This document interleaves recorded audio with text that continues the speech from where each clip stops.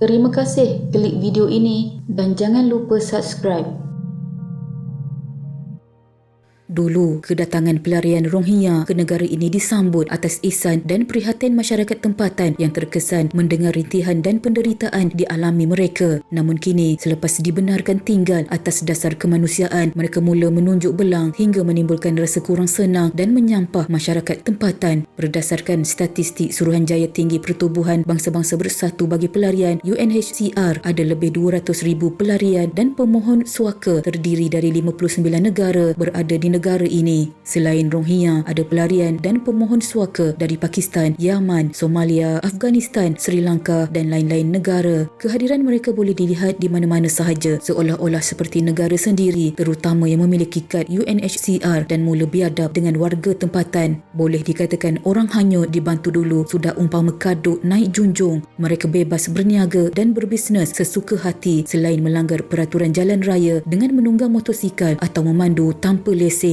Pihak penguatkuasa yang diharap dapat menangani masalah pelarian ini pula seolah-olah tutup sebelah mata, walaupun sebenarnya tugas adalah dipertanggungjawabkan ke atas bahu mereka. Kita tidak mahu sejarah hitam yang terjadi di Pulau Bidong berulang kembali di masa hadapan. Ketika itu, ramai pelarian Vietnam mendarat di pantai dan pulau di perairan pantai timur menyaksikan kerajaan Terengganu terpaksa mengisytiharkan Pulau Bidong sebagai pusat penempatan pelarian Vietnam antara tahun 1978 hingga 1990.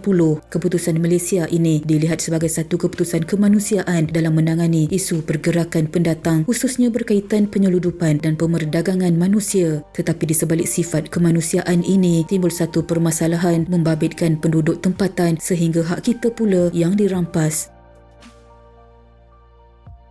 Pada 8 Ogos 1978, Pulau Bidong telah dijadikan tapak peralihan warga Vietnam Selatan yang naik perahu melarikan diri daripada perang yang bergolak di sana oleh kerajaan Malaysia dan Pesuruhjaya Tinggi Pertubuhan Bangsa-Bangsa Bersatu untuk pelarian UNHCR dengan penempatan 121 pelarian Vietnam pertama. Melalui pewartaan PU-A227, Kerajaan Negeri Terengganu bersetuju mengisytiharkan Pulau Bidong sebagai pusat penempatan pelarian Vietnam dengan para nelayan tidak dibenarkan menggunakan perairan pulau ini serta diisytihar sebagai pulau larangan. Sejak itu, sehingga tahun 1991, pulau ini menjadi tempat perlindungan bagi pelarian bot yang melarikan diri daripada pemerintahan komunis dari Vietnam. Satu kapal pelarian ketara ialah kapal Hai Hong yang ditemui di Pelabuhan Kelang pada November 1978 dengan sejumlah kira-kira 2,400 orang pelarian di atasnya. Menjelang Januari 1979, terdapat 18,000 pelarian Vietnam di Pulau Bidong dan menjelang Jun 1979, pulau ini pernah menempatkan sehingga 40,000 pelarian Vietnam dan yang lain-lain sebagai tapak peralihan semasa Perang Vietnam. Selain daripada pelarian Vietnam, ia turut menempatkan pelarian Kemboja pada akhir tahun 1970-an yang lari daripada rejim Khmer Rouge. Laluan mereka daripada Vietnam dipenuhi ancaman dan bahaya kerana bot pelarian adalah kecil, sesak dan sering menjadi sasaran lanun. Mereka menjadi mangsa rompakan, diperkosa, dicacatkan dan dibunuh. Beribu-ribu pelarian mati di laut sebelum sampai ke pantai Bidong.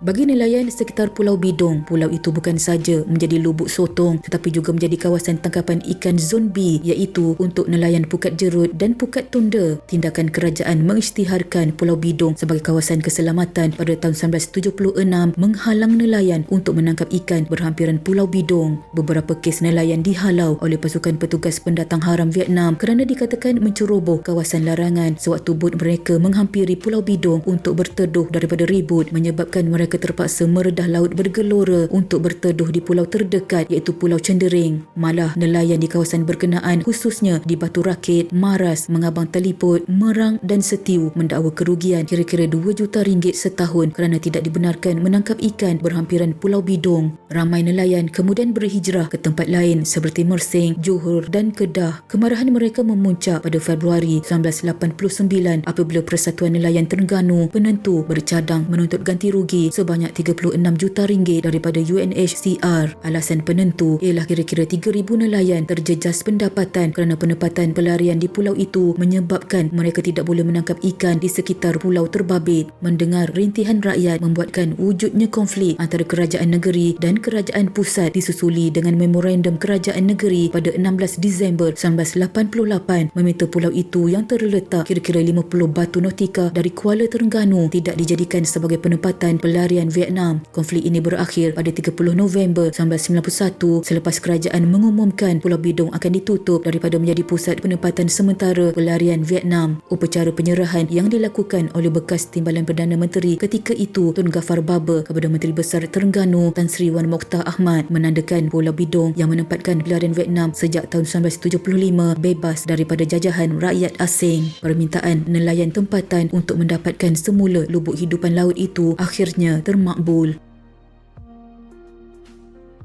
Pada 30 November 1991, Pulau Bidong diserahkan semula kepada Kerajaan Negeri Terengganu. Bermula tahun 2015, Pulau Bidong berada di bawah pentadbiran Pejabat Daerah Kuala Nerus selepas ia diwujudkan sebagai daerah baharu yang ke-8 diasingkan daripada daerah Kuala Terengganu. Sejak kebelakangan ini, nama Pulau Bidong semakin dikenali umum selepas usaha dilakukan oleh Kerajaan Negeri untuk memajukan lagi Pulau Bidong sebagai pelancongan berasaskan warisan. Usaha ini bukan sesuatu yang baharu, malah bermula sejak 1991 selepas penutupan secara rasmi Pusat Penempatan Pelarian Vietnam ataupun Kem Orang Hanyut Vietnam. Pulau Bidong masih dilawati saban tahun oleh bekas penghuni atau waris yang pernah berada di situ bagi mengimbau kenangan dan menziarahi kubur pelarian yang meninggal dunia semasa berada dalam kem pelarian. Kerajaan negeri melalui Jabatan Pelancongan Negeri Terengganu dan Lembaga Muzium Negeri Terengganu sentiasa memberikan tumpuan dan usaha bagi menjadikan Pulau Bidong sebagai sebuah lagi destinasi pelancongan pilihan selain pulau-pulau terkenal sedia ada seperti Pulau Redang, Pulau Perhentian, Pulau Kapas dan Pulau Tenggol. Pulau Bidong turut mempunyai keunikan tersendiri untuk ditawarkan kepada pelancong selepas menjadi kawasan larangan selama hampir 15 tahun. Sekian.